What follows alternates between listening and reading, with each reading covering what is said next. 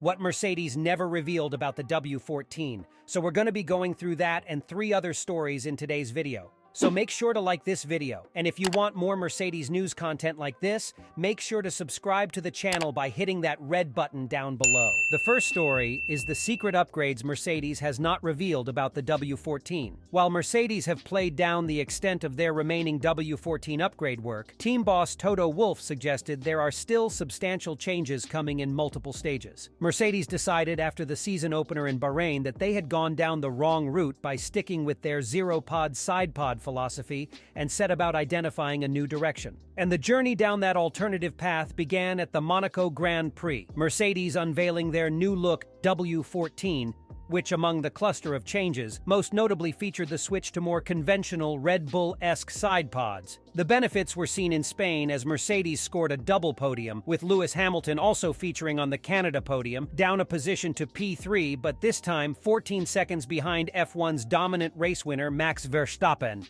a marked improvement on the Spanish GP deficit. And while Mercedes' trackside engineering director Andrew Shovlin suggested that the bulk of the tinkering with the W14 is complete, thanks largely to the restraints of the budget cap, Wolff has said otherwise. Instead, the team principal and one-third owner claimed 2 further upgrade packages are on the way before the summer break. The first of these set to arrive at Silverstone, the round which follows the upcoming Austrian GP, and hinted that this one could be larger than the package that arrived in Monaco. "Yeah, we're bringing a larger one to Silverstone," he said as per total-motorsport.com. "It's just that the learnings have accelerated a lot since we changed some of the conceptual architecture. There should be decent steps coming in the next 4 races." That being said, even though the target of Verstappen in the Red Bull RB19 seemingly moved a big step closer for Mercedes after the Canadian GP, with further upgrades to come, Wolff stressed that the size of the task cannot be underestimated. He also believes Verstappen had some performance left on the table should he have needed it. "For us, we didn't expect to perform in Canada because of the car's DNA at the moment, so it's encouraging to be not so far away," Wolff stated. "But one must not forget Max is still having an easier time in the front, not cruising, but still I think there is a margin. So there's quite the gain to catch up."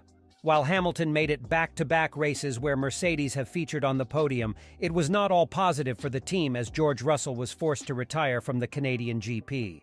Having been running P4, Russell got out of shape at the turn 8-9 chicane and clattered the wall, and despite continuing to go from last to P8 after the repairs, he was later forced to retire with brake issues. Mercedes nonetheless retained P2 in the Constructors' Championship ahead of the Austrian Grand Prix, with their buffer over Aston Martin standing at 13 points. Mercedes technical director James Allison has said he is plotting and scheming for the future upon his return to the role.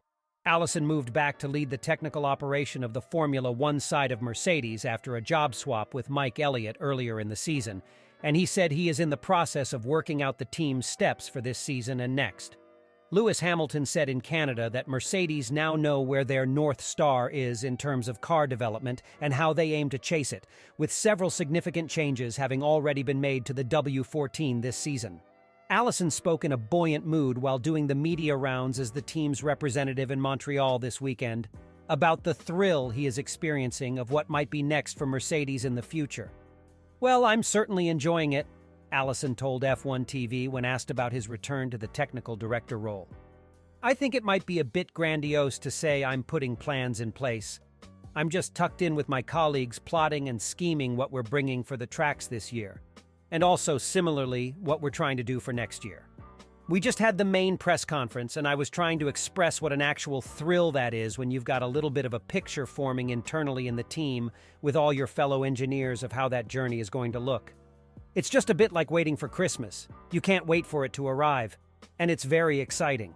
Mercedes leapfrogged Aston Martin into second place in the Constructors' Championship after a double podium finish at the Spanish Grand Prix a fortnight ago, and Lewis Hamilton and George Russell topped the timesheets in FP2 on Friday in Montreal. Having introduced a large upgrade package in Monaco and seen big improvements in Barcelona, Allison explained why he is not quite as confident for Mercedes' chances heading into the Canadian Grand Prix weekend. "This track is very much a different set of challenges," he said. The second story is, Lewis Hamilton admits that there is one hidden problem with the Mercedes W14. Lewis Hamilton admitted that Mercedes were still missing out in the low-speed corners despite the introduction of a series of upgrades to the W14, which had previously improved their fortunes in Monaco and Barcelona. Although Hamilton and his teammate George Russell topped the practice times in a disrupted Friday practice in Canada and succeeded in locking out the second row of the grid in qualifying for today's race, it proved a tough day for them. Hamilton snatched second place from Fernando Alonso at the start, but was powerless to hold on to it when the Aston Martin pressed the attack again after the first round of pit stops. "Unfortunately, we didn't quite have the pace today to challenge for more," he admitted when interviewed by Jenson Button in Parc Fermé after the end of the race. "We knew that this weekend, this wouldn't be our strongest circuit as we struggle in the lower speed corners particularly," he said.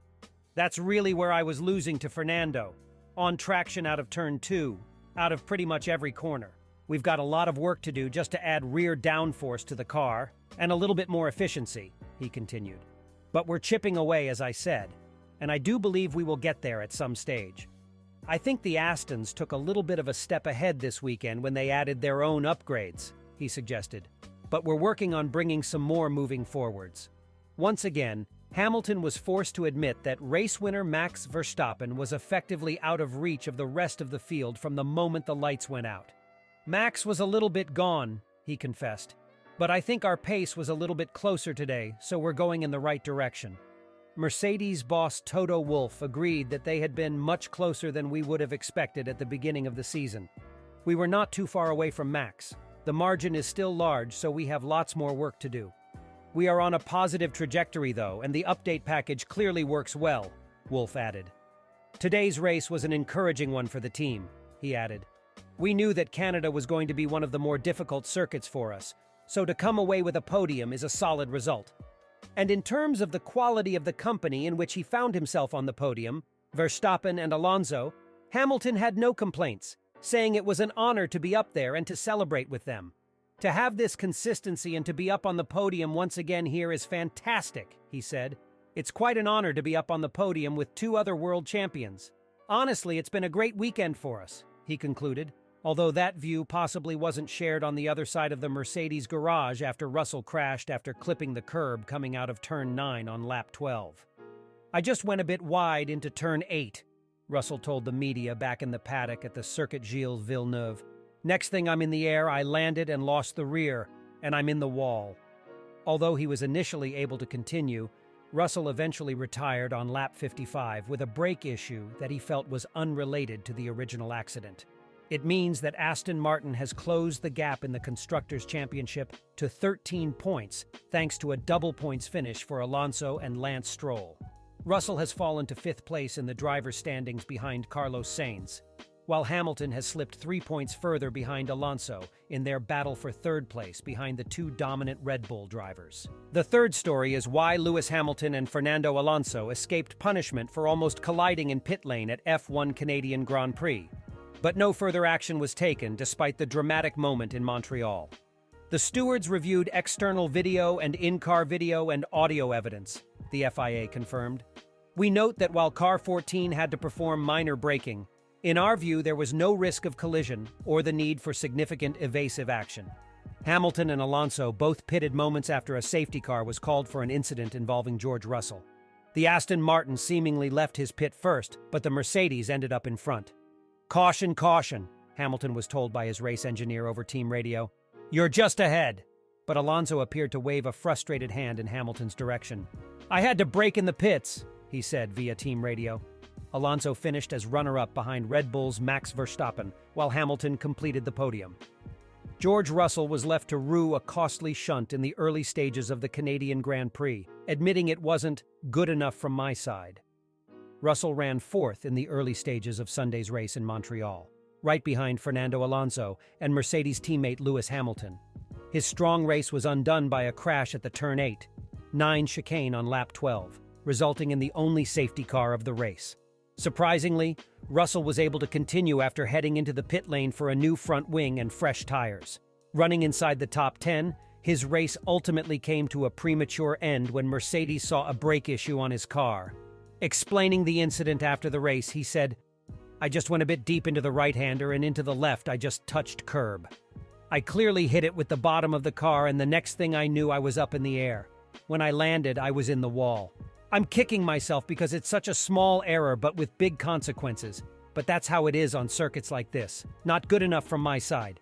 2009 F1 champion Jenson Button described Russell's shunt as unusual, and that he won't sleep well tonight. Most corners around the world you would be fine as you can run wide, but you have the walls up against the curb here, he said. It's tricky. It's unusual for George to make a mistake like that. It will hit home. He won't sleep well tonight and wake up upset with himself.